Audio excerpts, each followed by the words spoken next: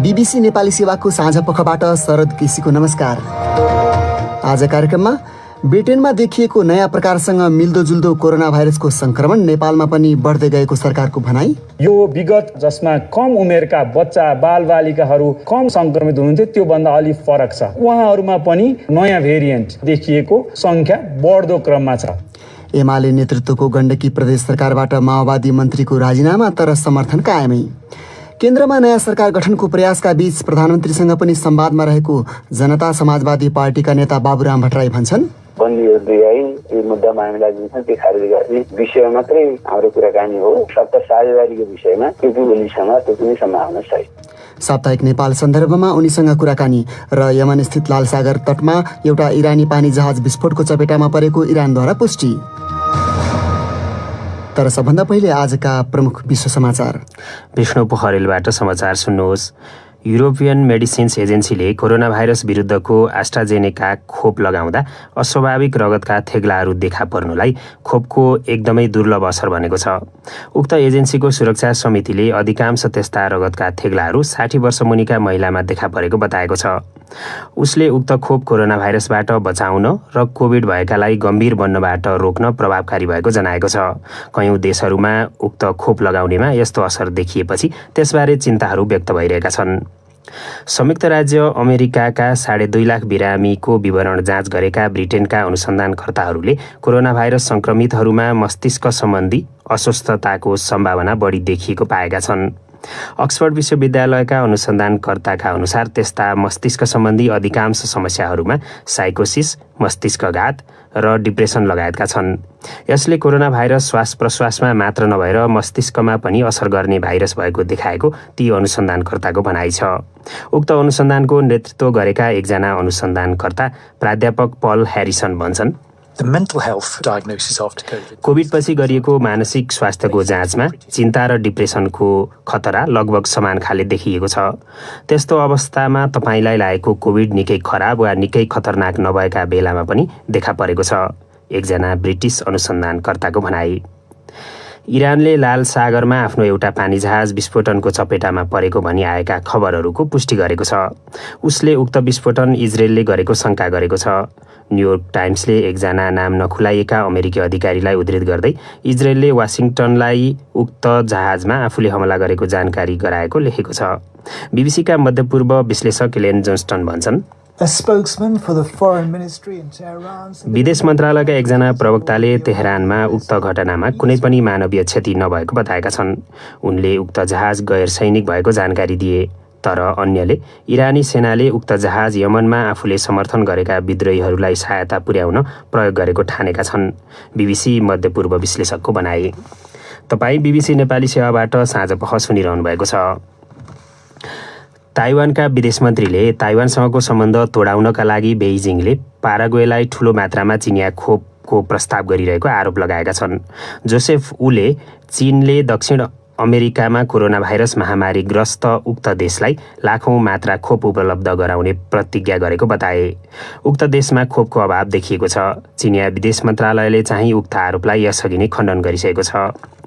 सैन्य कुको विरुद्ध प्रदर्शनका क्रममा हिंस्रक झडप जारी रहेका बेला म्यानमारको सेनाले 5 जनाको हत्या गरेको छ। म्यानमारको उत्तरी सहर कलेमा सुरक्षाकर्मीहरू प्रदर्शनकारीहरूमाथि जाइलाएका थिए। त्यहाँका स्थानीयवासीले बीबीसीलाई बताए अनुसार त्यस क्षेत्रमा मेसिन गन र ग्रेनेडहरूको प्रयोग भएको छ। गत फेब्रुअरीमा सेनाले कुक गरेपछि म्यानमारमा 600 भन्दा बढीको हत्या भइसकेको अधिकार कर्मीहरूले बताएका छन्।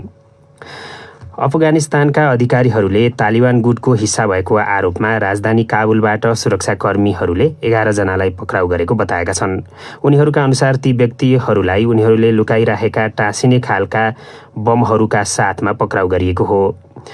त्यस्ता बम सवारी साधन र अन्य विस्फोटक उपकरणहरूमा टाँस्ने गरिएको बताइएको छ। उक्त समूह विभिन्न आक्रमणमा संलग्न भएको शङ्का गरिएको छ। र भारतमा केही दिनभित्रै दोस्रो पटक महामारी यताकै सबैभन्दा धेरै सङ्ख्यामा कोरोना भाइरसको दैनिक सङ्क्रमण पुष्टि भएको छ। त्यहाँ एकै दिन 1,15,000 नयाँ सङ्क्रमण पुष्टि भएको हो। नयाँ सङ्क्रमित मध्ये आधाभन्दा बढी पश्चिमी राज्य महाराष्ट्रका रहेका छन्। उक्त राज्यमा यसै सातादेखि कडा खाले प्रतिबन्धहरू लगाइएका छन्। त्यहाँ कोभिडका बिरामीले अस्पतालहरू भरिएका छन्। यो BBC नेपाली सेवा हो।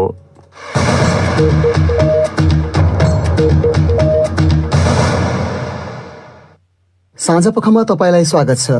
कोरोना भाइरस महामारीको दोस्रो लहरको त्रासका बीच पछिल्लो 24 घण्टामा नेपालमा करिब 350 सङ्क्रमित भेटिएका छन्। स्वास्थ्य मन्त्रालयका अधिकारीहरूले ब्रिटेनमा देखिएको नयाँ प्रकारसँग मिल्दो कोरोना भाइरसको सङ्क्रमण पछिल्ला हप्ताहरूमा नेपालमा पनि बढ्दै गएको जनाएका छन्, जुन अघिल्लो भन्दा छिटो सर्ने र विभिन्न उमेर समूहका मानिसलाई बढी प्रभावित तुल्याउने खालको रहेको बताइएको छ। प्रस्तुत छ एक रिपोर्ट। स्वास्थ्य तथा जनसङ्ख्या मन्त्रालयले सार्वजनिक गरेको तथ्याङ्कमा देशभरि 334 जना नयाँ सङ्क्रमित थपिएको र अहिले सघन उपचार कक्षमा 65 र भेन्टिलेटरमा 13 जनाको उपचार भइरहेको जनाएको छ। ब्रिटेनमा स्वरूप परिवर्तन गरेर पहिलोपटक देखिएको नयाँ प्रकारसँग मिल्दो कोरोना भाइरसको सङ्क्रमण नेपालमा पनि बढ्दै गएको एपिडेमियोलोजी तथा रोग नियन्त्रण महाशाखाका निर्देशक डाक्टर कृष्ण पौडेलले जानकारी दिए। विगत केही हप्तामा यो युके भेरिएन्टसँग मिल्दोजुल्दो B.1.7 भेरिएन्टसँग मिल्दोजुल्दो प्रकारका बढी सङ्क्रमितहरू भेटिनु भएको छ। यो किन हामीलाई महत्त्व राख्दछ भने छिटो सर्ने, फैलने अनि कम उमेरका व्यक्तिहरूमा पनि बढी जटिलता हुन सक्ने, अस्पताल भर्ना हुने दर बढी हुन सक्ने, अक्सिजनको आवश्यकता अथवा सघन उपचार कक्ष ICU को आवश्यकता बढी हुने देखिएको छ। डाक्टर पौडेलका अनुसार विगतमा भाइरसको सङ्क्रमणबाट कम प्रभावित भएका उमेर समूहमा पनि उक्त भाइरसको प्रभाव अहिले बढ्दो छ। विद्यालय जाने उमेरका अथवा 50 वर्षभन्दा कम उमेरका धेरै नागरिकहरू अस्पताल भर्ना हुनुभएको छ। यो विगतको सङ्क्रमणको दर जसमा कम उमेरका बच्चा बालबालिकाहरू कम सङ्क्रमित हुनुहुन्थ्यो त्योभन्दा अलि फरक छ। उहाँहरूमा पनि नयाँ भेरिएन्ट देखिएको सङ्ख्या बढ्दो क्रममा छ। ब्राजिल र दक्षिण अफ्रिकामा नयाँ अन्य 2 प्रकारका कोरोना भाइरस देखा परेका छन्। ती दुवै खालका भाइरस दक्षिणी छिमेकी भारतमा देखा परिसकेको भन्दै स्वास्थ्य मन्त्रालयले सतर्कता अपनाउन सबैलाई आग्रह गरेको छ। सरकारले जोखिम कम गर्न स्वास्थ्यका मापदण्ड अपनाउन कडा नीति अख्तियार गर्ने सङ्केत दिएको छ। आज विश्व स्वास्थ्य दिवस। कोभिड महामारीले विश्वलाई नै आक्रान्त पारेको 1 वर्षभन्दा बढ्ता भइसकेको छ। नेपालले महामारी झेलेको पनि उत्तिकै समय भइसक्यो। यो अवधिमा महामारीले नेपालको स्वास्थ्य प्रणालीमा कुन कमजोरी उदाङ्गो पारिदियो त? चर्चा गर्दैछन् साथी सञ्जय ढकाल। कोरोना भाइरस महामारीले नेपालमा गत 1 वर्षमा 3.25 लाख सङ्क्रमित भए अनि 3,000ले ज्यान गुमाए। वर्षैभरि महामारीको त्रास कायमै रह्यो। लामो लकडाउनले स्वास्थ्यका साथै जनजीविकामाथि नै असर पार्यो। स्वास्थ्य क्षेत्रका जानकारहरूले गएको 1 वर्षमा नेपालले महामारीका कारण बेहोरेको चुनौती, सिकेका पाठ तथा देखिएका कमजोरीहरू औल्याएका छन्। उनीहरूले औल्याएको मुख्य कमजोरी पूर्व तयारीको कमी अनि पाठ सिक्न नसक्ने प्रवृत्ति रहेको छ। जनस्वास्थ्यविद डाक्टर शरद राजवन्त। स्वास्थ्य प्रणालीले जति सेवाहरू प्रदान गर्यो, जति गर्नुपर्ने कामहरू गर्यो, त्यो चाहिँ सामान्य कुरा हो। किनभने गर्नै पर्थ्यो, गर्यो भन्ने अर्थमा त्यसलाई चाहिँ हामीले लिन्छौँ। तर जे कुरा गर्न सकेन अनि त्यो चाहिँ भिजिबल हुन्छ। हाम्रो तयारीपनमा चाहिँ कहीँ कतै हामी सधैँभरि चाहिँ कमजोरी भइरहेको रहेछ। गत वर्ष अरू देशमा महामारी सल्किँदा पनि नेपालले तयारीका निम्ति केही समय र अरूको अनुभव हेर्ने मौका पाएको थियो। तर त्यसको फाइदा उठाउन नसकिएको विज्ञहरू बताउँछन्। सीमा क्षेत्रमा स्वास्थ्य चेक जाँच अनि क्वारेन्टिनका विषयमा पूर्व तयारीका प्रशस्त मौका खेर गएको उनीहरूको भनाइ छ। स्वास्थ्य मन्त्रालयमा प्रमुख विज्ञ तथा निमित्त सचिव भएर काम गरिसकेका जनस्वास्थ्यका जानकार डाक्टर सुशील प्याकुरेल भन्छन्, अब अहिले पनि सुध्रेको छैन। मान्छेले भन्छ नि ट्रेनिङबाट स्किल हुन्छन्, गल्तीबाट एक्सपिरियन्स हुन्छन्। अब यहाँ ट्रेनिङ त थिएन लोकल गभर्मेन्टहरूलाई। अब गल्तीबाट पनि नसिक्ने इन्डियामा त्यत्रो भयावह भइरहेछ।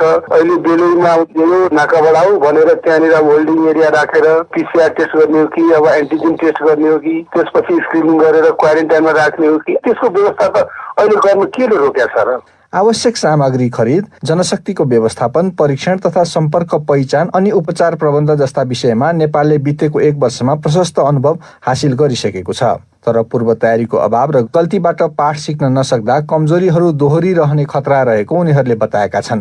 विज्ञहरूले एकै स्वरले औल्याएको अर्को प्रमुख कमजोरी चाहिँ समन्वयको अभाव रह्यो। जब कोभिड महामारी फैलियो, संजोगवश नेपालले संघीयता अनुरूपको 3 तहको शासकीय ढाँचा अपनाइसकेको थियो। तर सो ढाँचा बमोजिमको समन्वय भने नदेखिएको उनीहरूको भनाइ छ।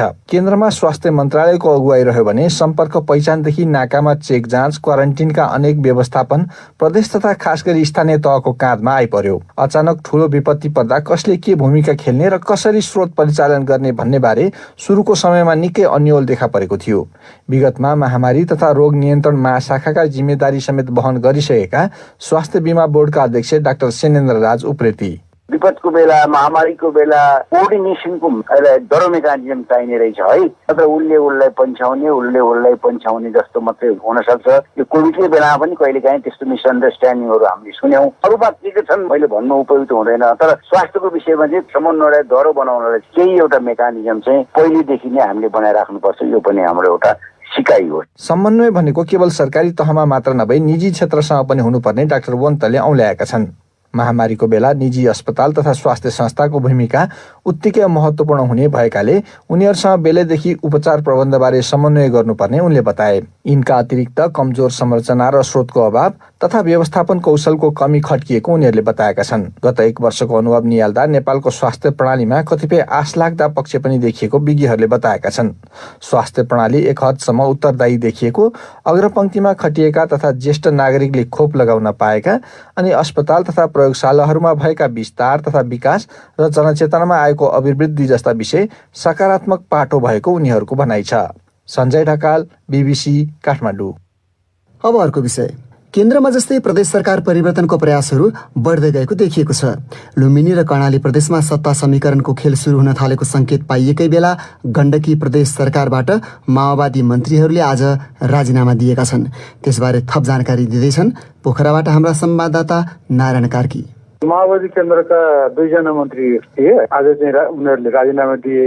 मैले आन्तरिक मामला तथा कानुन मन्त्री हरिबहादुर चुमानसँग भर्खरै कुरा गरेको थिएँ। तपाईँले किन राजीनामा गर्नुभयो भन्दाखेरिमा पार्टी विभक्त भयो, माथिको पनि निर्देशन, त्यो उहाँले राजीनामा दिनुपर्ने स्थितिमा पुग्यौँ। अनि चाहिँ समर्थन फिर्ता कुरा के छ त भन्दाखेरिमा अहिले पहिलो स्टेप हामीले चाल्यौँ, अब चाहिँ भेट्दै जाउँ, राजनीति कसरी चाहिँ अगाडि बढ्छ त्यसपछि मात्रै चाहिँ अब त्यो कुरा आउँछ। अहिले तत्काललाई समर्थन फिर्ता लिएको छैन र उसले चाहिँ के पनि भन्यो भने प्रदेश सभा चाहिँ विघटन गर्ने स्थितिमा चाहिँ लानुहुन्न भन्ने कुरामा हामी सचेत छौँ। अर्को पक्षको कारणबाट चाहिँ विघटन भएको अरू कुरा नभएदेखि हामी चाहिँ त्यसतर्फ चाहिँ सचेत छौँ भनेर भने।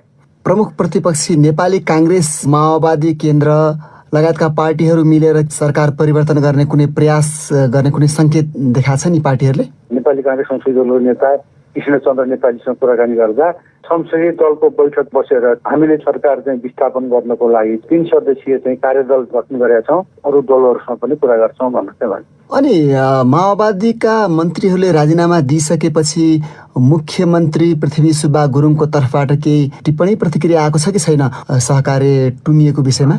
मुख्यमन्त्री पृथ्वी सुब्बा गुरुङले चाहिँ प्रारम्भिक प्रतिक्रिया के दिएछन् भने म जस्तो सुकै परिस्थितिको चाहिँ सामना गर्नको लागि पनि तयार छु भनेर चाहिँ बताएको। माओवादी मन्त्रीहरूले पहिलो कदम चालेको भने त्यसपछिका सम्भावित कदमको बारेमा सम्भवतः प्रदेश सभाको समीकरण हेरेर निर्णय गर्ने होलान्। के छ त्यहाँको स्थिति संख्या? अब यो एमालेको चाहिँ मनाङबाट स्वतन्त्र सांसद जितेका राजीव गुरुङ सहित गरेर चाहिँ 28 जना छ। प्रमुख प्रतिपक्षी दल नेपाली काङ्ग्रेसको 15 जना छन्, माओवादीको 12 जना छ, राष्ट्रिय जनमोर्चा अहिलेसम्म पनि जसले चाहिँ सरकारलाई चाहिँ समर्थन गर्दै आएको छ उनीहरूको 3 जना सांसद छन् र जनता समाजवादी दलको 2 जना गरेर चाहिँ 60 जनाको चाहिँ संसदीय बनोट छ। यदि नेकपा एमाले एक ढिक्का भयो र जनमोर्चाले समर्थन कायमै राख्यो भने मुख्यमन्त्री पृथ्वी सुब्बा गुरुङ बहुमतमै छन् अथवा 31 जना पुग्छ? पुग्छ। जनमोर्चाले चाहिँ फिर्ता नलिँदासम्म चाहिँ अब यो सरकार चाहिँ सुरक्षित रहन्छ। जनमोर्चाले फिर्ता लियो भने चाहिँ यो सरकार चाहिँ ढल्ने सम्भावना चाहिँ हुन्छ। जनमोर्चाले कुनै प्रतिक्रिया दिएको छ समर्थन जारी राख्ने अथवा फिर्ता लिने विषयमा? पहिलेदेखि पनि समर्थन गर्दै आएको हो, बिचमा पनि उसले समर्थन कन्टिन्यू गर्छौँ भनेर भनेको थियो र अहिले चाहिँ त्यस्तो प्रतिक्रिया के आएको छैन।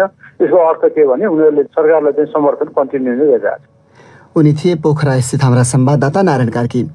तपाईँ BBC नेपाली सेवाको साँझ पख सुनिरहनु भएको छ। एकैछिनपछि जनता समाजवादी पार्टीका नेता बाबुराम भट्टराईसँगको कुराकानी साप्ताहिक नेपाल सन्दर्भमा प्रस्तुत गर्नेछौँ, प्रतीक्षा गर्नुहोला। अब भने एउटा अन्तर्राष्ट्रिय विषय।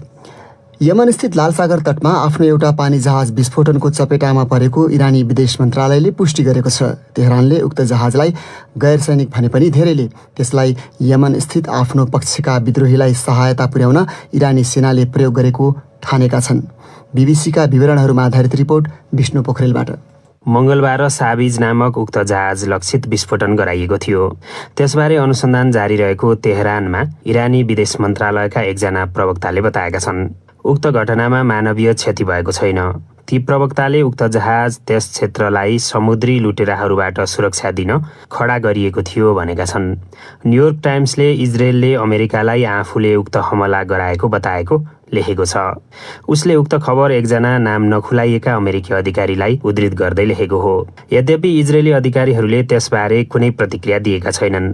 तर इजरायली वा इरानी स्वामित्वका पानी जहाजमाथि भएका श्रृङ्खलाबद्ध हमलामध्ये यो पछिल्लो घटना हो। यस्ता घटनामा इरान र इजरायलले एकअर्कालाई आरोप लगाउने गर्छन्। इरानी विदेश मन्त्रालयका प्रवक्ता सईद खतिबजादेहले स्थानीय समयअनुसार मङ्गलबार बिहान 6 बजेतिर उक्त हमला भएको जानकारी दिए। त्यसले जहाजमा सामान्य क्षति पुगेको उनले बताए। उनले घटनाको प्राविधिक जाँच भइरहेको र त्यसबारे इरानले अन्तर्राष्ट्रिय सङ्गठनहरू मार्फत पनि पहल गर्ने जानकारी गराएका छन्। अमेरिकी सेनाको केन्द्रीय कमान्डले उक्त घटनामा अमेरिकी फौजको संलग्नता नरहेको वक्तव्य मार्फत जनाएको छ। इरानले औपचारिक रूपमा कसैलाई पनि उक्त घटनाको दोष लगाएको छैन। इजरायलका रक्षा मन्त्रीले उक्त घटनाबारे प्रतिक्रिया दिन चाहेनन्। हालैका दिनमा इरान र इजरायलको स्वामित्वमा रहेका जहाजहरूमा यस्ता हमलाहरू दोहोरिरहेका छन्। बीबीसीका विवरणहरूमा आधारित त्यो रिपोर्ट सुन्नुभयो विष्णु पोखरेलबाट। अब तपाईँकै प्रतिक्रिया र टिप्पणी प्रस्तुत गर्दैछन् साथीहरू विनिता दाहाल र कमल परियार। सामाजिक सञ्जाल फेसबुक र ट्विटरमा आज हामीले सोधेका थियौं, नेपालमा यो वर्ष धेरै स्थानमा डढेलोका कारण वायु प्रदूषण हानिकारक तहमा पुगेको छ। प्रधानमन्त्रीले आगो नियन्त्रणका लागि सम्बन्धित निकायलाई अग्रसरता लिन तथा हवाई जहाज र आवश्यक उपकरण ल्याउन निर्देशन दिएको विवरण आएको छ। यो विषयमा तपाईको धारणा के छ? टेकु मगरको सुझाव छ, बालुवाटारमा बसेर समाधानको उपाय सिकाएर नियन्त्रण हुनेवाला छैन। प्रत्येक स्थानीय तहलाई आफ्नो इलाकामा जिम्मा दिने र नियन्त्रण गर्दा लाग्ने खर्च तुरुन्त सरकारले उपलब्ध गराउने काम गर्यो भने अग्नि नियन्त्रण तुरुन्तै हुन्छ। प्रकाश सापकोटा लेख्छन्, यो अलि हास्यास्पद भएन र? देशमा तत्काल उपलब्ध स्रोत साधनको अधिकतम प्रयोग मार्फत छिटोभन्दा छिटो डढेलो नियन्त्रण गर्नुको सट्टा निर्देशन दिने कामले परिणाम आउँदासम्म धेरै हानि नोक्सानी भइसकेको हुन्छ। सरकार सधैँ किन संकट तथा विपदको बेलामा मात्र योजना बनाउन सुरु गर्छ? पूर्व तयारी गर्न तथा सजग रहन किन सक्दैन? पदम सिंह ठकुरीको भनाइ छ, हवाई जहाज र आवश्यक उपकरण तत्कालका लागि त ठिकै होला, तर दीर्घकालका लागि वातावरण स्वच्छ राख्न, कल कारखाना, मोटर गाडी, इटा भट्टाबाट निस्कने धुवाँबाट हुने प्रदूषण कम गर्न, वन जंगलमा डढेलो लाग्न नदिन र नियन्त्रण गर्नका लागि सरकारले ठोस कार्यक्रम ल्याउनुपर्छ। फेसबुकमा महेश पाण्डेले लेखेका छन्, आगलागी नियन्त्रण गर्न सरकारले के कति गर्न सक्छ? त्यसको स्पष्ट योजना बनाई अघि बढोस्, किनकि धेरै ढिलो भइसकेको छ। तुरुन्तै अन्तर्राष्ट्रिय सङ्घ संस्था र सरकारको सहयोग लिएर भए पनि प्रभावकारी कदम चालोस्, बोलेर भन्दा परिणाममुखी काम होस्। प्रकाश पन्थीको भनाइ छ, डढेलो हामीले जानी जानी लगाउँछौं, किनकि घाँस पलाएन, दाउरा भएन भनेर जंगलमा आगो लगाउँछौं। त्यसैले गर्दा वायु प्रदूषण हुने गरेको छ। पहिले त हामी नागरिक नै बढी जिम्मेवार र सचेत हुनुपर्छ अनि सरकारको ध्यानकर्षण गराउने हो। निर्देशन दिनु आफ्नो ठाउँमा महत्त्वपूर्ण होला, तर त्यसको कार्यान्वयनको निम्ति आर्थिक प्रबन्ध र जनशक्ति उत्पादन गर्न सरकारले एउटा राम्रो योजनाको निम्ति आउँदो वर्ष बजेटमा प्राथमिकता दिनुपर्छ अनि व्यावहारिक रूपमा नै कार्यान्वयन भएको महसुस हुनेछ।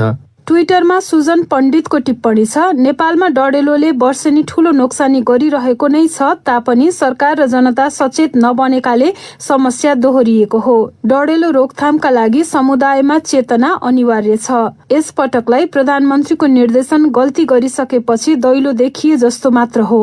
सोको पालना भएमा आगामी वर्षका लागि नियन्त्रण प्रभावकारी बन्ला कि? र व्यङ्ग्य गर्दै सुस्मिता आचार्य लेख्छिन्, प्रदूषण उच्च बिन्दुमा पुगेपछि आवश्यक उपकरण ल्याउने निर्देशन आएछ, जे होस् अर्को वर्षको लागि चाहिँ ढुक्क हुने भइयो। आज बुधबार अब प्रस्तुत छ साप्ताहिक नेपाल सन्दर्भ।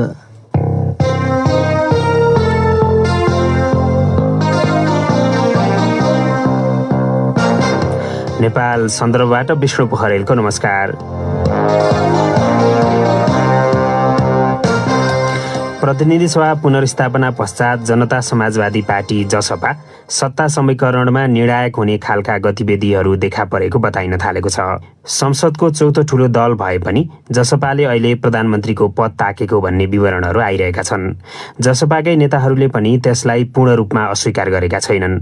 कतिपय नेताले त सत्ता साझेदारीमा नेपाली काङ्ग्रेस र माओवादी केन्द्र तथा प्रधानमन्त्री केपी शर्मा ओलीको दल एमालेसँग आफूहरू समान दूरीमा रहेको अभिव्यक्ति पनि दिइरहेका छन्।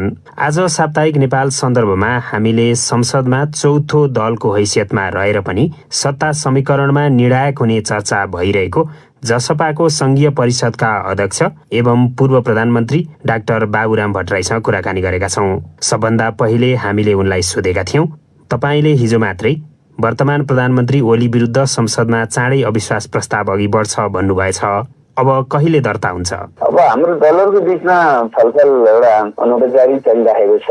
नेताहरूले बाहिर पनि हुनुहुन्छ र हामी क्रमशः आन्तरिक छलफल गरेर हामी छिटै एउटा टुङ्गोमा पुग्छौँ। अब ढिलो चाहिँ किन भइरहेछ त त्यसो भए? यो बहुदलीय लोकतन्त्रमा अलग अलग पार्टीका अलग नीति प्राथमिकता हुन्छन्, त्यसले गर्दा पनि एकरूपता आउन अलिक समय पनि लिएको हो। त्यस्तो अन्यथा कारण होइन, किनकि केपी ओली सरकारले सबै ढङ्गले जुन वैधानिकता गुमाइसकेको छ, असंवैधानिक उनको कदम हो, प्रतिगमनकारी उनको हरकत हो भन्ने कुरा सुरु गरिसकेको अवस्थामा प्रतिपक्षी दलहरूले उनको विकल्प खोज्नै पर्ने हुन्छ। त्यसमा हामी अगाडि बढ्छौँ। तपाईँहरूले प्रधानमन्त्रीको दाबी गर्दाखेरि यो समस्या आएको पनि भनिरहेछन्, के तपाईँहरूको दाबीदारी हो प्रधानमन्त्री? होइन, त्यो प्रश्न त होइन। मुख्य कुरो त केपी शर्मा ओलीले जुन उहाँको लोकतन्त्र विरोधी हरकत गरिरहेका छन्, देशलाई दलदलमा फसाएका छन् र संविधान र गणतन्त्रप्रति संहिताप्रति जुन खतरा पैदा भएको छ, यस्तो अवस्थामा उनलाई विदा गर्नु र संविधान छ अर्को विकल्प दिनु नै हाम्रो कर्तव्य हो। यसमा अलिकति समय लिएको अवश्य हो, तर चाहिँ नेतृत्वको कारणले भन्ने कुरा सही होइन। तर अब धेरैले चौथो दलमा पुगेर हलो अड्क्यो भनिरहेछन्। गलत कुरा हो, त्यो मान्छेले अनुमान गर्ने भन्नु चालु कुरा हो। हाम्रो पार्टी सबभन्दा बढी जनता समाजवादी पार्टी 52 साल पछिको माओवादी, मधेसी विद्रोह, थारू विद्रोह, जनजाति आन्दोलन, जनआन्दोलनको जगमा उभिएका अवरोधनकारी शक्तिहरूको एउटा सर्वोच्च संश्लेषण हो। त्यसो गर्दै जुन परिवर्तन छ, संविधान सभाबाट जुन संघीय लोकतान्त्रिक गणतन्त्र प्राप्त छ, यो पुनः छैन, यसलाई पूर्णता दिनुपर्छ भन्ने पक्षका मान्छेहरू हामी। त्यसैले यसको जगेर नगरी मुख्य जिम्मा हाम्रो हो र यसमा टेकेर अगाडि बढ्ने हाम्रो प्रयत्न हो। त्यसो भएको हुनाले हामीले यस्ता सत्ताको कुराले लिएर अड्काउने भन्ने प्रश्न हुँदैन। प्रष्ट रूपमा भनिदिनु न, तपाईँहरूले प्रधानमन्त्री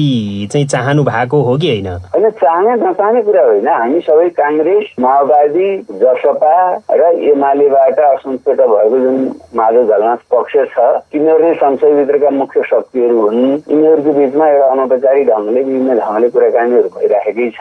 त्यस क्रममा यी मध्ये कुनै पनि दलको वर्चस्व त कसैको पनि छैन, बहुमत पनि छैन, सबभन्दा ठुलो पनि छैन। 60, 50, 30, 40 यस्तै सिट सबैका छन्। त्यसैले यस्तो विषय त भोलि छलफलको क्रममा नै टुङ्गो लाग्ने विषय हो। अहिले नै कसैले दाबी गर्ने भने दाबी गर्न पाइन्छ नि, किन नपाइने, तर सहमतिमा टुङ्गो लाग्छ। मुख्य प्रश्न भनेको यो लोकतन्त्र र गणतन्त्र संहिताको चाहिँ रक्षा गरेर अगाडि बढ्ने कुरा नै प्रमुख कुरा हो। माग पुरा भयो भने चाहिँ तपाईँहरूले ओलीलाई साथ दिने हो कि अथवा त्यो त अनौपचारिक ढङ्गले भएको कुरा होइन। अरू पार्टीको त्यो वार्ता टोली भन्ने होइन। अब सरकारमा भएको कारणले गर्दा सरकारले नै पहल गरेर बोलाएपछि जान्न भन्ने कुरो त भएन। तर त्यसको अर्थ कहिले के भरम परिरहेको छ भने ओली सरकारमा जानको निम्ति, त्यसको निम्ति भन्ने जुन भयो त्यसको कुनै हाम्रो पार्टीले त्यसलाई पुरै सुरुदेखि नै खारिज गरेको छ। खालि रेशम चौधरीको रिहाई, मधेस आन्दोलन, थारू विद्रोह, जनयुद्ध लगायतका जुन मुद्दा मामिलाहरू छन् त्यो त सरकारले नै निरूपण गर्न सक्छ, खारिज गर्न, फिर्ता गर्न, रिहाई गर्न सक्छ। अरू दलसँग कुरा गरेर त हुँदैन। त्यस अर्थमा सरकारसँग कुरा केही साथीहरूले गरिराख्नु भएको मात्रै हो। हाम्रो पार्टीले त्यो सरकारसँग नै वार्ता टोली बनाएर सत्ताको निम्ति बार्गेन गरेको भन्ने जुन अनुमान गरिएको छ त्यो सत्य होइन। बाबुरामजी, तपाईँ त्यसो भन्नुहुन्छ। महन्तजी र राजेन्द्रजीले त हामी समदूरीमा छौँ, ओलीसँग पनि उत्तिकै दूरी, यता काङ्ग्रेस माओवादीसँग पनि उत्तिकै दूरीमा छौँ भनिराख्नु भएको छ। होइन, हामी सत्तामा मा रहेर जसले गलत हतकर गर्छ त्यो जो कसै भने त्यसो अर्थ हाम्रो विशेष मोह अरू दलहरूप्रति छ।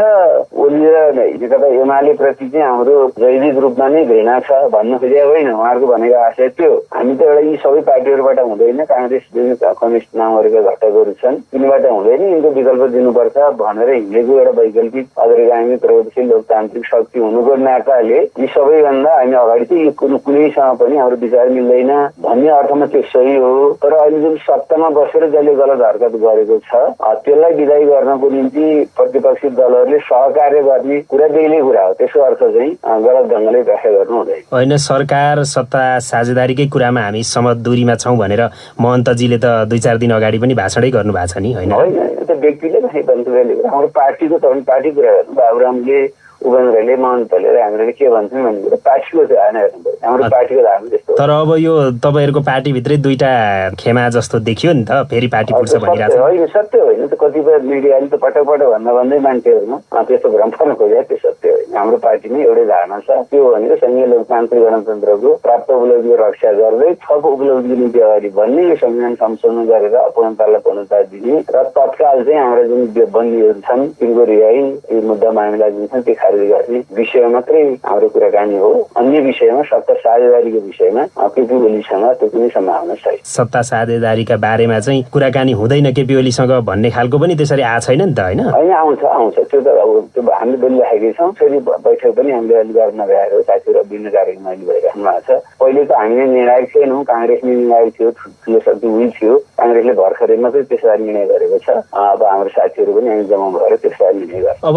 तपाईँले यो बीचमा सर्वदलीय चुनावी सरकार पनि बनाउनुपर्छ भन्ने खालको जस्तो विचार व्यक्त गर्नुभएको थियो। अहिले अब यसो हेर्दाखेरि यो केपी ओलीले राजीनामा पनि नदिने, तपाईँहरूले अविश्वास प्रस्ताव दर्ता गर्न पनि नसक्ने हुँदाखेरि बिस्तारै बिस्तारै तपाईँले भने जस्तो सर्वदलीय चुनावी सरकारमा गएर चुनाव हुने अवस्था आउने हो कि क्या हो? मैले त सुरुमा नै यो सब घटनाक्रममा नहुँदै केपी ओलीले जुन प्रतिगमनकारी हरकत गरे त्यसपछि देश जुन गम्भीर सङ्कटमा गयो त्यति बेला नै मेरो निजी विचार मैले के अगाडि सारेको थिएँ भने 1966 पछि बृहत शान्ति सम्झौता, बृहत संयुक्त आन्दोलन पछि जुन एउटा सहकार्य र सहमतिले अगाडि बढ्ने सम्झौता थियो त्यो भङ्ग भएको कारणले गर्दाखेरि पनि शान्ति प्रक्रिया कतिपय कामहरू बाँकी छन्, संविधानमा पनि सहमति बन्न सकेन। त्यसले गर्दा यो अहिलेको जुन सङ्कट छ त्यो चाहिँ फेरि हिजोको गल्ती दोहोऱ्याउने एउटा अवसर हुन पनि सक्छ, त्यसरी किन नसोच्ने भन्ने अर्थमा मैले त्यो अवधारणा अगाडि सारेको हुँ। त्यसको निम्ति त प्रधानमन्त्री केपी शर्मा ओलीले आफ्नो गल्ती स्वीकार गरेर राजीनामा गर्ने र अनि त्यसपछि सबै दलहरूले फेरि सहकार्य गरेर अगाडि बढ्ने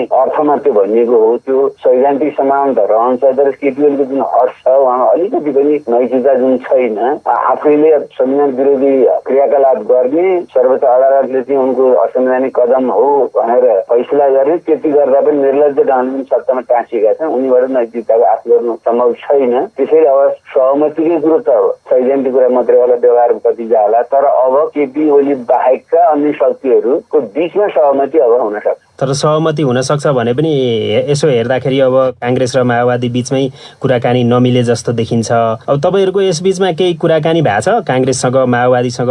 सरकार भइरहेछ अनौपचारिक ढङ्गले शीर्ष तहमा पनि कुरा भइरहेछ। मेरो आफ्नै पनि केही समय अगाडि नै शीर्ष नेताहरूसँग पनि कुरा भइरहेको थियो। त्यसले हाम्रो कुराकानी भइरहि नै रहेछ। अब केही नेताहरू अहिले बाहिर पनि हुनुहुन्छ। अब केही दिनभित्रै सबै जम्मा भइसकेपछि हामी कुराकानी गर्छौँ र फेरि विभिन्न तहमा दोस्रो तहका नेताहरूले पनि आफ्नो ढङ्गले कुराकानी गरिराख्नु भएको छ। अब हामी छिटै नै एउटा चाहिँ विकासतिर पुग्छौँ। उनी थिए जसपाका एकजना नेता एवं पूर्व प्रधानमन्त्री बाबुराम भट्टराई। हवस् त, आजका लागि नेपाल सन्दर्भ यति नै।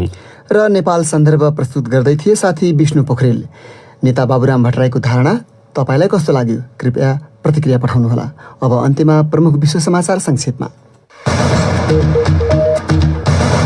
युरोपियन मेडिसिन्स एजेन्सीले कोरोना भाइरस विरुद्धको एस्ट्राजेनेका खोप लगाउँदा अस्वाभाविक रगतका थेग्लाहरू देखा पर्नुलाई खोपको एकदमै दुर्लभ असरका रूपमा सूचीकृत गर्नुपर्ने बताएको छ। युकेले चाहिँ 30 वर्षभन्दा कम उमेरकालाई एस्ट्राजेनेकाको साटो अन्य खोपहरू दिने भएको छ। इरानले लाल सागरमा आफ्नो एउटा पानीजहाज विस्फोटनको चपेटामा परेको भनी आएका खबरहरूको पुष्टि गरेको छ। ताइवानका विदेश मन्त्रीले ताइवानसँगको सम्बन्ध तोडाउनका लागि बेजिङले पाराग्वेलाई ठूलो मात्रामा चिनिया खोपको प्रस्ताव गरिरहेको आरोप लगाएका छन्। म्यानमारको सेनाले सैन्य कु विरुद्ध प्रदर्शनमा उत्रिएकाहरूलाई गोली चलाउँदा 5 जनाको निधन भएको छ। अफगानिस्तानमा तालिबान गुटको हिस्सा भएको आरोपमा राजधानी काबुलबाट सुरक्षाकर्मीहरूले 11 जनालाई पक्राउ गरेका छन् र भारतमा केही दिनभित्रै दोस्रो पटक महामारी यताकै सबैभन्दा धेरै संख्यामा कोरोना भाइरस संक्रमण देखिएको छ।